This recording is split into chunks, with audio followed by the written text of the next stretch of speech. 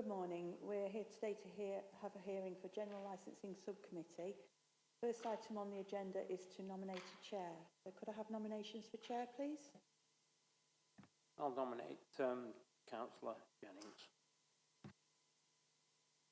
Thank you. Councillor Jennings, I'll hand over to you as chair of this meeting. Thank you. Good morning, everybody.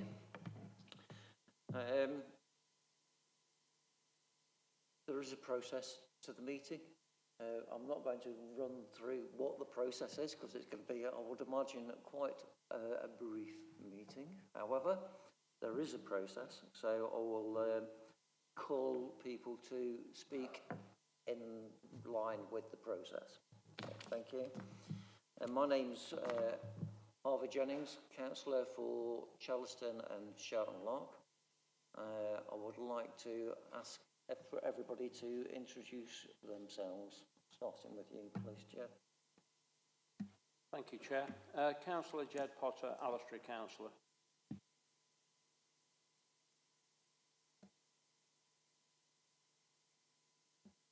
I'm Jackie Waring, Appeals Officer. I'm Anne Walker. I'm representing the licensing team. I'm Zoe Mays, Senior Licensing Officer, and I'll be observing today. I'm Mark Dunn. I'm representing the applicant and the licence holder.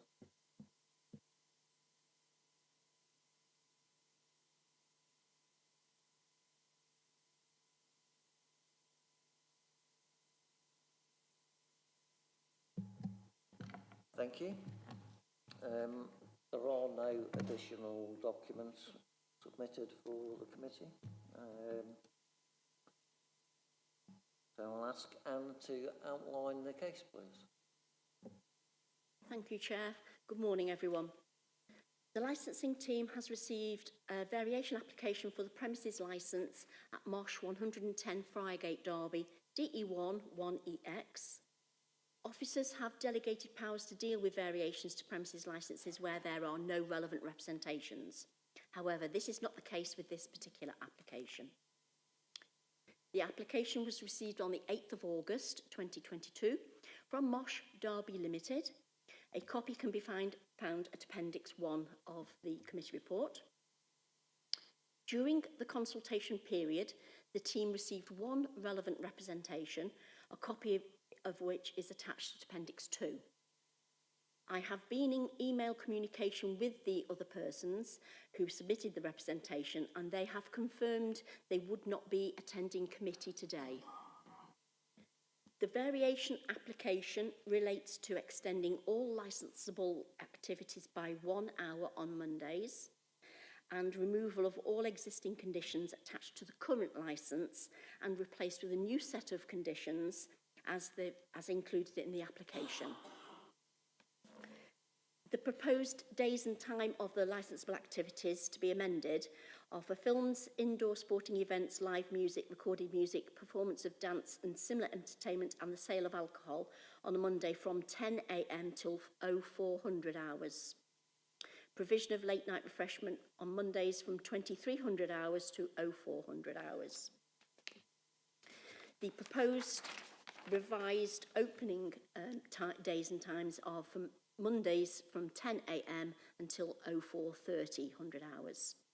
The designated premises supervisor is Mr. Craig Pilkington, and I have included a location plan for the premises at Appendix 3. I'm sorry, I've put Appendix 4 on the report, that's a typo. A copy of the current licence can also be found at Appendix 4.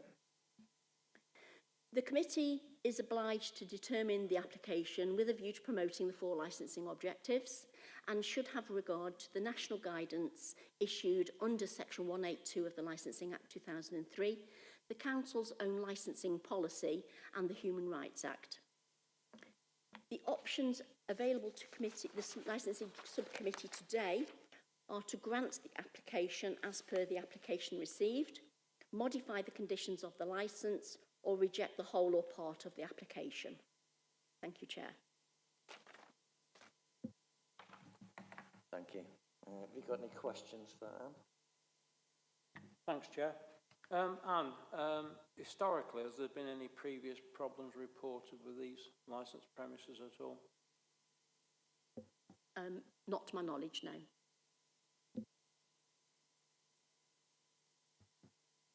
One more, yes, thank you.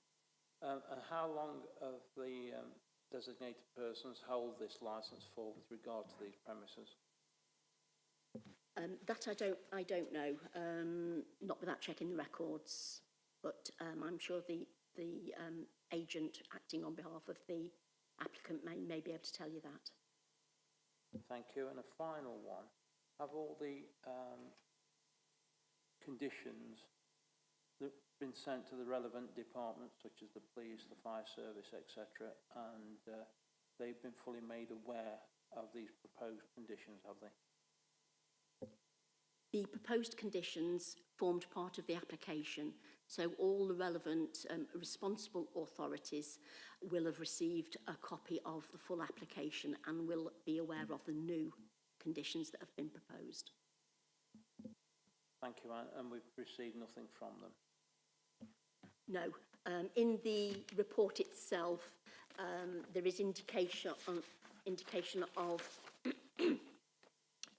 whether we've had no response whatsoever from the responsible authorities, or whether we have had a response saying no objections, no comments to make. And that's in 4.3 of the committee report. And just one more. The person who wrote a complaint or notified us of a complaint, have they indicated how they've tried to resolve any issues at all? Not to me, but I did email the person who made the representation and pointed out the new conditions that have been proposed by the applicant there, and there was no objection primarily from the police in this instance, because they were concerned about it. But I don't know whether they've actually contacted the applicant direct at all. I did pass information on to the applicant's agent in case they wanted to converse with this particular person who'd made the representation. I do not know whether anything constructive came out of that. I'm not been told. Thank you, Anne. Selma, got any questions for Anne? No? Okay. So over to you, Moore. Have you got anything to say? Good morning, councillors. First of all, I'd like to say that Craig Pilkington, who's the premises licence holder, in effect, is the director of MOSH, and the DPS at the premises sends his sincere apologies that he couldn't get today. He got a long-term pre-arranged commitment that he was unable to get out of, so he's asked me if I'd come and represent him in his stead. So that was that. As mentioned by Anne, the variation submitted removes all the conditions, the current conditions on the licence, which I'll talk to you about later on, and adds a whole lot of conditions and amendments to the existing conditions. It's also requesting, obviously, the extra hour on a Monday until 4 AM, which is sort of Monday trading, but it goes into Tuesday morning AM. Okay. So it is in a CIZ, fully appreciate that as well. So when making this application, a considerable amount of time has been given to considering the council's statement of policy, and in particular that of the community impact zones at Appendix 3 within that policy. Quite rightly, it was instigated to protect the city from excess crime and disorder, antisocial behaviour and general public nuisance caused by alcohol consumption. MOSH is an exception to most of the other venues found in the city and offers a dissimilar experience to the vibrant nighttime economy already found in Derby. MOSH tends to pride itself on having a unique customer base as well. It's generally aimed at predominantly students from the local university who have an alternative outlook to the mainstream, both by way of fashion and the type of music they like. They're quite gothy, a bit different to what you would get at the other venues. The emphasis of the variation is that it's creating a safe environment for these students on a Monday evening, which in Derby has been traditionally known as a student night. Students tend to travel into the city after midnight and leave in the early hours, and it is this trend that the application hopes to satisfy. Mosh already operates at the weekends until 4 a.m. and that's for the general public, not just for students. And what we want to do is extend this opportunity to the students on a Monday that come out for the student nights. When addressing the community of impact zone that these premises find themselves situated in, we're aware that, and again this is from the policy, there will be a presumption to refuse relevant new applications for premises licence or club certificates, or variation applications to existing licence or certificates, unless the applicant can demonstrate that the premises will not add to the existing community of impact of the licensed premises within the community of impact policy or the zone.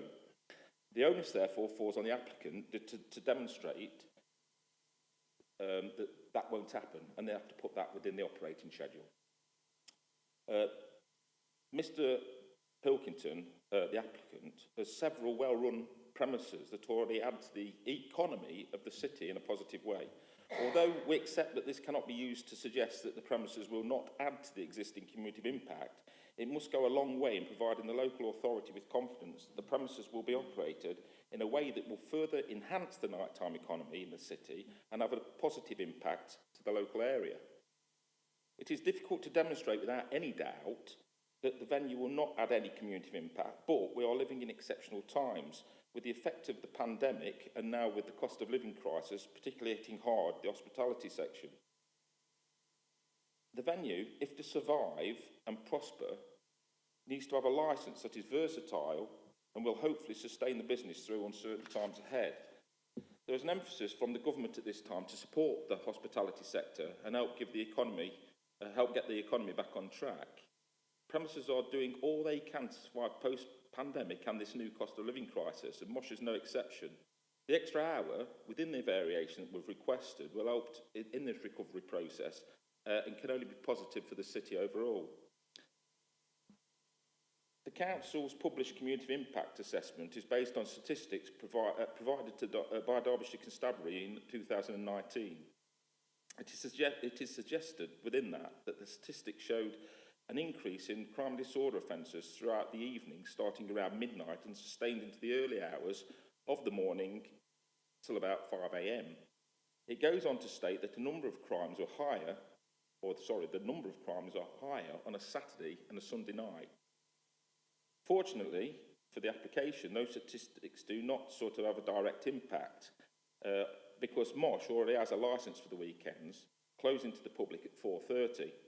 The applicant has operated the venue for a number of years, and answering your question, Councillor, he's actually had this premises now for 4 years, okay, without any formal intervention by the police or responsible authorities concerning the undermining of the licensing objective. So in that time, we've had no formal intervention from police or local authorities. The publication of the community of impact assessment does not change the way that the licence decisions are made, and applications for new licences or variations to existing licences must still be considered on an individual basis. Applications that are likely to add to the community of impact on the licence objectives should be granted. Before submitting this application, we have been in consultation with Derbyshire Police Licensing Team and discussed in detail any issues that they have experienced with the running of this venue in the past and with any possible impact that the variation could pose to the local area in the future. No concerns were raised at these meetings other than that the existing premises licence conditions were not generally fit for purpose. It was agreed at this time to address this minor concern, and doing so, conditions have now been added and amended within the operating schedule. The conditions submitted have been offered by the applicant in an effort to hopefully address any concerns that the responsible authorities may have considered as issues at the time of implementing the community of impact zone back in March 2020. In addition, these conditions will also further empower the responsible authorities should they need to address any issues with the premises licence in the future. It is hoped that these conditions are more than adequate to demonstrate that no further impact on the city will occur due to this additional hour on a Monday. I would like to go through each of the conditions if you want me to at this time, so that you've got an idea of those. They are actually in the bundle at Appendix 1. I think I'm putting them in Appendix 1. If you want to... Have you got those? Have you been through them all, Councillor? Is there any on there that you would like me to go through, or would you like me to go through them all individually? I can actually... It might be easier if I tell you that, you know, the original conditions on the licence now, we're asking them to be removed. If I actually say that the first condition on the licence itself is obsolete, and I believe that's covered by mandatory conditions and also new condition 14. So on the licence itself,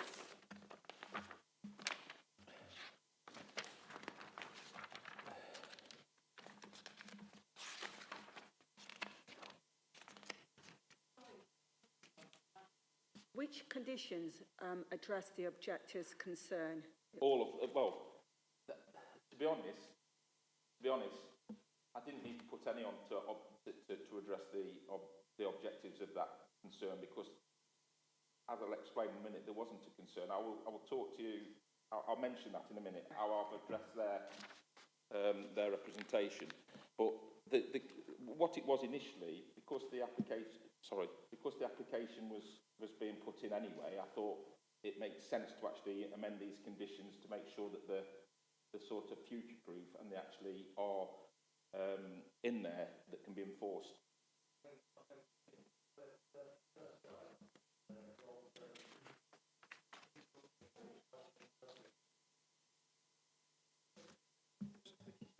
Yeah, sorry, rather than have a back and forth, if you probably just read out the conditions and what they mean, and then at the end we can come back and ask any questions.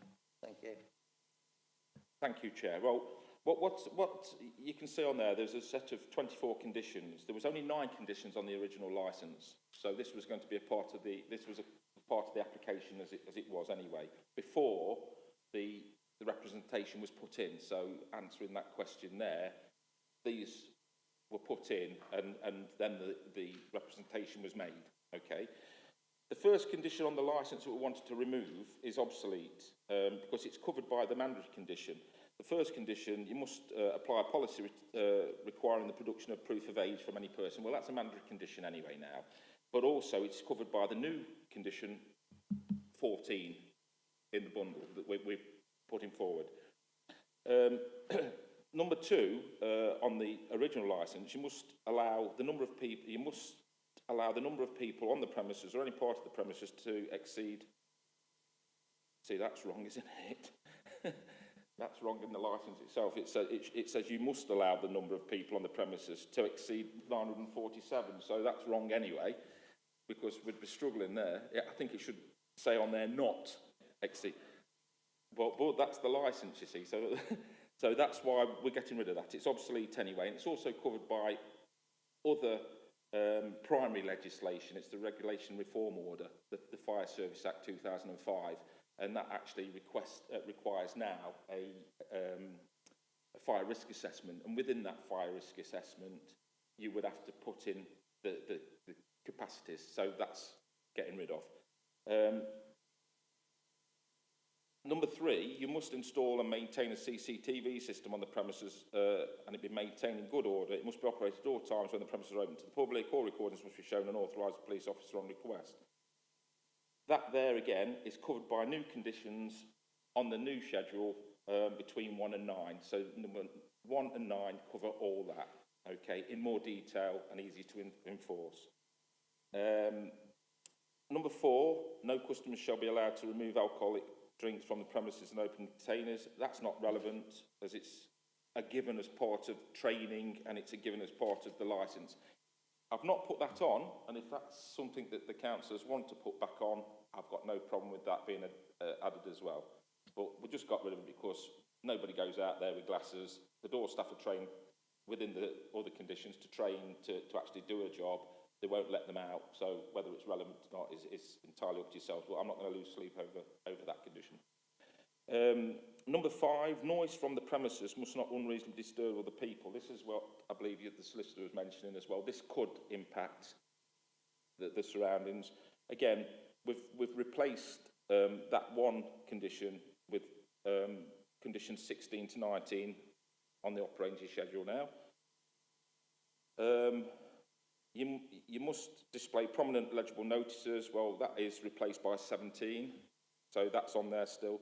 You will participate in a local pub watch scheme while one exists. Well, I've put that on there at number 13, and I've changed it slightly because I've had issues in the past where there's a pub watch scheme, but for whatever reason, the pub watch doesn't want that particular person to be a part of the membership. So as long as the granted membership are put on there as well, that just covers that, so that there's no breach if there's an issue with the management side of the pub watch. You will not allow children on the premises. Well, that's a bit like that. It's been replaced by number 24. No customers under the age of 18 will be allowed on the premises when the premises are open for licensable activities. It's nice and neat, and that covers that. Okay? And then the last one, which shouldn't have been put on here in the first place, number 9, a voluntary condition, which you can't really have on a licence, after consultation with Derbyshire Fire and Rescue, will either do the applicant instigates effective management procedures to control migration between floors to ensure maximum capacity or occupancy, figures are not exceeded whenever the premises are open to the public, or an alternative solution should be to improve the means of escape and that sort of thing. Well, again, that wants to be removed. It's a voluntary condition that doesn't really hold any water on in this case, and it's covered by the regulatory reform order, the same as your fire risk assessment. So they've got to do a fire risk assessment, which they've got, that will actually tell you how best to evacuate people from the venue, but it will also tell you what safe capacities are on each floor at any one time and how they're going to get them away from there and how they're going to manage that. So that's within that fire risk assessment covered by the RRNO.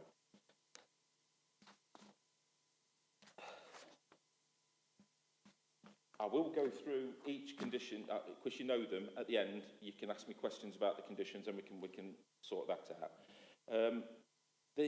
Obviously, the application had a representation. So when addressing the representation from Debbie and Patrick O'Reilly, although sympathetic to the concerns, there is no evidence supporting that this additional hour in the early hours of a Tuesday morning would impact their human rights, and in particular the right to respect for private and family life. That's articulated the human rights.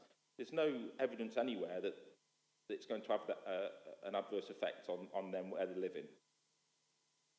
If anything, the additional hour requested will help diffuse the amount of people in the area of Sadlergate and the Wardwick at these times. Both the Blue Note on Sadlergate and Fever on the Wardwick are open until 4 AM on Mondays going into the Tuesday AM. This is to accommodate the new influx of students from the university.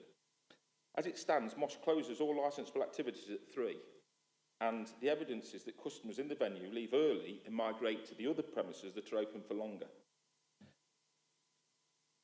Over the period of since 2005, it's been proved that staggered closing times don't necessarily work, because the longer the venue's open, people tend to come out of the venues. They don't go home, they go to the longer venue, the venue that's stayed open longer. So as it stands, like I say, Mosh shuts at 3 and they do migrate, and this obviously causes further noise and issues to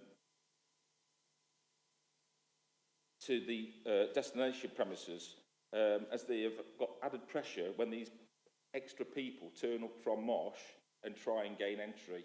So there's noise in the queues, but there's also noise generated along the route whilst customers are migrating from one premise to the other. You've got general talking, you've got shouting, you've got drink-fueled merriment, and all this could lead to heightened noise levels. The extra hour requested on this application would help retain the existing customer base within the premises until closing, making the footfall less within the city between the venues. Hopefully, this would help to reduce any additional noise and disorder around Cheapside, where the respondents live, and on the Wardwick. When leaving Mosh, and Mosh have had numerous temporary events notices over the years for the students, but I asked specifically what happens if we keep them there till 4 o'clock, and they tend to go to the left. They don't go into the city, they go to the left because there's a place called Derby Grill that's over the road on Frygate. They tend to go there for the food, not Sarries, which is on Cheapside, which would impact more where Mr and Mrs O'Reilly live. They go left, but also they go left to go to the university and to a lot of the residence halls and that sort of thing, where the students reside. So, to further help with customers dispersing from the premises, the venue has also made an agreement with Albatross Cars, a local taxi firm within the city, and they've agreed to advertise within the venue, promoting the number and Albatross Cars, and hoping that students will then use that to get them away from the venue easily and quickly. Albatross already have a long-standing arrangement with the university to help safeguard the students on nights out in the city, ensuring that all students, where possible, are never left on their own, and they're always made available to get them to a place of safety. And they don't need money, they can actually use the student card. So if they haven't got any money left on them, or they've lost any way of paying, if they've showed them the student union card, that is an arrangement they've made with the university that they can take that student away, and that money will be paid the next day, or it will be reversed whenever. So we're trying to actually safeguard the students as well, but also trying to get people away from the city when the venue closes as quickly as possible. If the students use the app that's on display within the venue, they'll also get an extra 20% off their fares as well. So that's giving them an extra incentive to get a taxi, book the taxi, and let's get away from the area. The argument made within the representation that a balance needs to be retained for city dwellers during the working week is neither compelling nor convincing. Some city dwellers work during the weekends. Some actually work within the nighttime economy. Most students who will frequent the venue on a Monday evening also live in and around the city. Furthermore, many of the employees at Mosh also live in and around the city and rely on the premises and the nighttime economy for work and recreation. Through the numerous regeneration projects, the city is fast becoming a more desirable place to live. More housing is being made available. It is mentioned within the representation that the flats that are being developed at the old Debenham site, it's basically suggesting that the occupants may be impacted by the extension of this 1 hour. It's worth noting that these flats will be built and constructed to deal with they'll be built and constructed to deal with the current environment. So the nighttime economy and the noise that's actually emitting from that will be taken into account, and soundproofing will be made within those venues or those premises, and so that shouldn't have any impact at all. As part of the Beckettwell regeneration scheme, a new 3,500 capacity performance venue is to be built at the beginning of next year and expected to be operational by the end of 2024. You'll know about that. It's projected that the new venue will host more than 200 cultural and commercial events each year and attract an additional 250,000 visitors to the city, hopefully. The venue has now passed planning. It's also been granted a premises licence with a 24 hours, 7 days a week licence. I could find no evidence that any objections to that representation has been made at all. So these people haven't made a representation to that. The large venue is positioned far nearer to the new flats than Mosh is, and it would potentially cause more noise and disruption to the city centre than Mosh would on any given Tuesday with 300 students leaving. I remind the subcommittee that no representations have been made by any of the responsible authorities over this application for MOSH. And I draw the inference from that that the police are happy with the promotion of crime and disorder objective, and the environmental services are happy with the promotion of the public nuisance objectives. If not, surely representations would be made. The panel will be aware that any evidence of previous or future excessive crime and disorder or nuisance or noise could be dealt with by other statutory regimes that are in place. Both the police and the council have the power at any time to review the licence in any appropriate circumstances. I would therefore respectfully request that the application be granted as is. And I'm open to any questions. Well, thank you for your presentation. It was well thought out. Thank you for your representation. It was well thought out and well delivered. I've got one question, Chair. Yeah, just before I pass over, I've got one question really, and that's you have a new condition 19 where you say that you're going to have a written record of any complaints that have been received. I'm assuming that would be normal practice anyway, and so therefore the question is, have they got one already? And if so, has the person that has put in a representation against made direct contact with Moshit? No, there's been no contact made to myself or to Mosh, and I know they've got our details. I didn't approach them directly because I didn't want them to think that it was like we're putting ourselves on them, or it was left for them to make a contact to us if they wanted to, and they could have done that. But if I had phoned them, it might have been a bit oppressive. I'm phoning you, I'm representing Mosh, we're going to this hearing, this is going in. I didn't think that was applicable. Thank you. Councillor Potter? Thanks, Chair. Funnily enough, I've got a bit of a question regarding 19 as well. I think it's a very good idea, and it says these complaints will be recorded in a specific log for that purpose. Who will be in charge of the log? Where will it be kept? And will all members of staff know about it? Thank you. Thank you, Councillor. Yes, it will be kept on the premises. It will form part of the training. You've got quite a few conditions in there that say that all staff are going to be trained in their relevant parts. It will be in there. It will be a log, and if there are any complaints, it will be registered within that. What would happen is you would tend to find it's very rare that somebody's going to call on the night because there's far more noisy venues around than Mosh. It's very difficult to understand how anybody can hear any noise coming from Mosh when there's a distillery across the road with speakers outside banging out. So on the night, no. If you got an issue or anybody got an issue, that would be recorded within there as soon as you made that complaint, and any resolution would be put in there as well. And I'm sure that they deal with it sympathetically. You're not going to, I hope, that the licence holder or DPS, if you called up and said, look, we had a problem last night, I'd hope that they actually deal with it in a sympathetic manner. But it would be recorded and it would be kept on there for the local authorities or police to actually have a look over. Thank you. Selma, have you got any questions?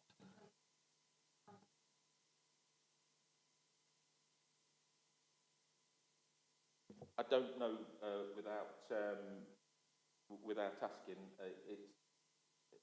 But there's been no issues that I'm aware of with any sound emanating. I believe this representation is solely on footfall, leaving the venue late at night, walking to or around where the people are living on Cheapside.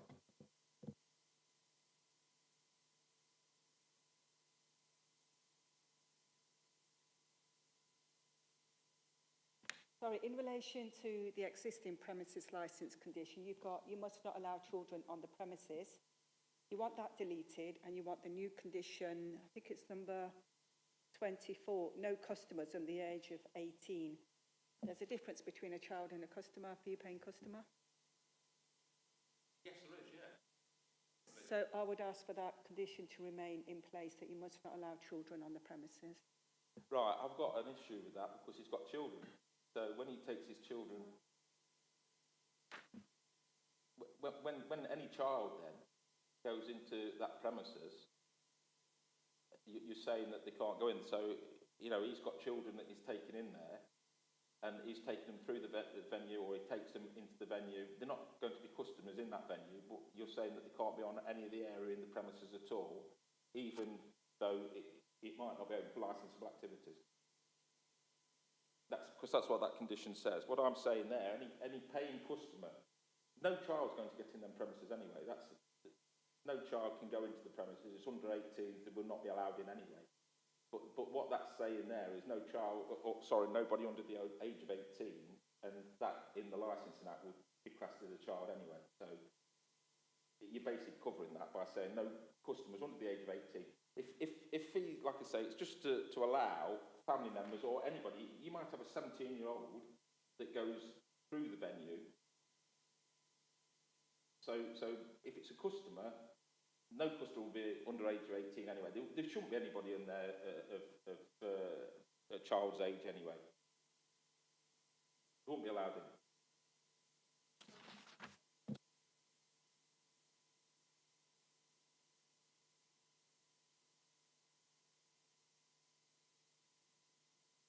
Sorry, condition number 4.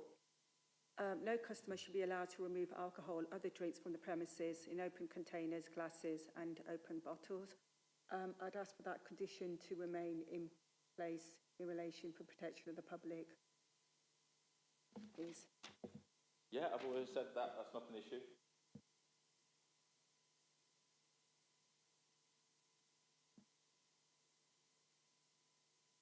Sorry, just one moment.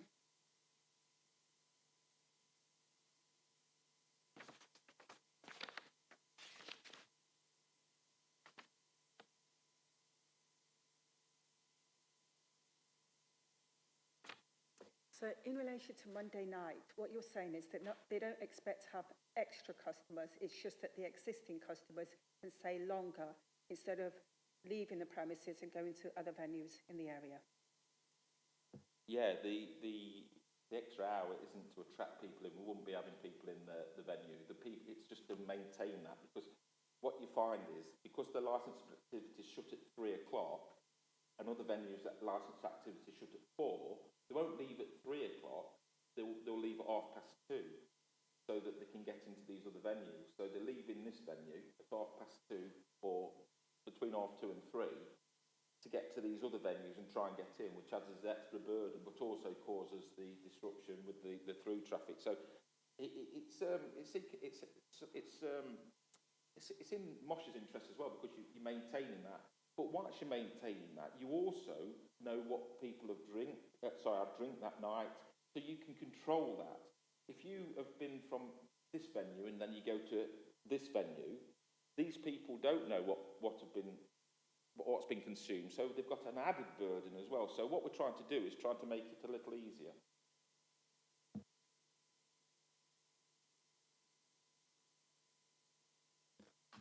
How many customers do they have on Monday night, roughly, anyway? Have any idea?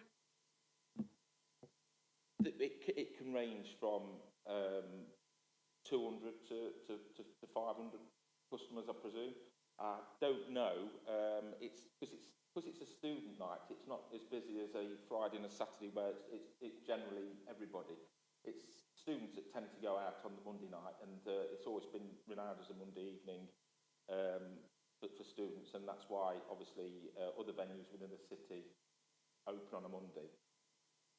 Sorry, you mentioned the other two venues. One was Fever, and what was the other one? Fever and Blue Note, I believe they've got licences that exceed 4 o'clock. Anne might be able to tell you that.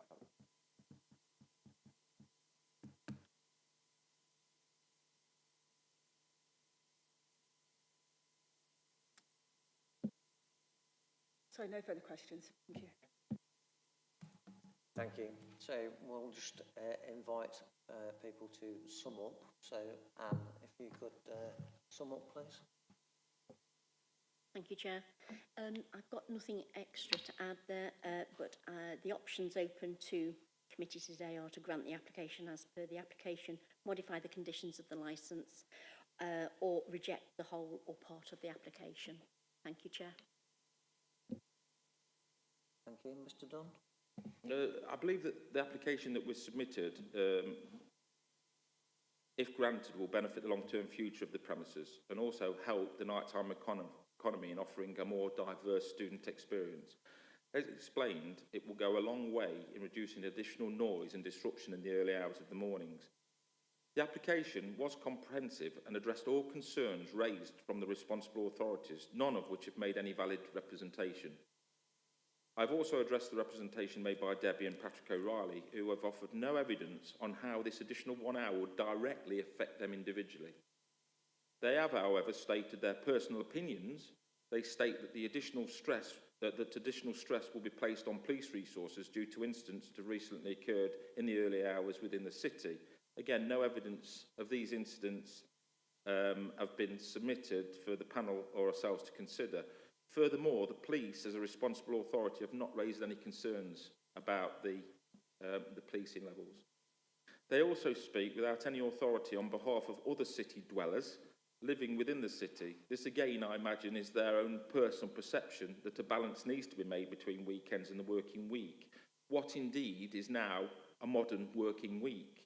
A lot of people now work over the weekends and have time off between Mondays and Thursdays, so that the argument doesn't make sense. No other city dwellers have made any formal representation at this time, and it may be that they have a complete different perspective and understand that Derby needs a prosperous and vibrant nighttime economy to survive in these uncertain times.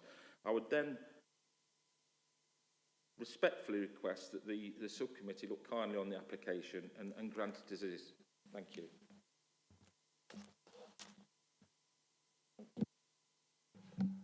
Thank you. So, thank you, Mr Dunn.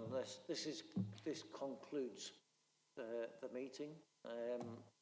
If you would, you can leave. You need to leave, and while we deliberate and come to a decision, and you'll be notified in due course. Okay. Thank you.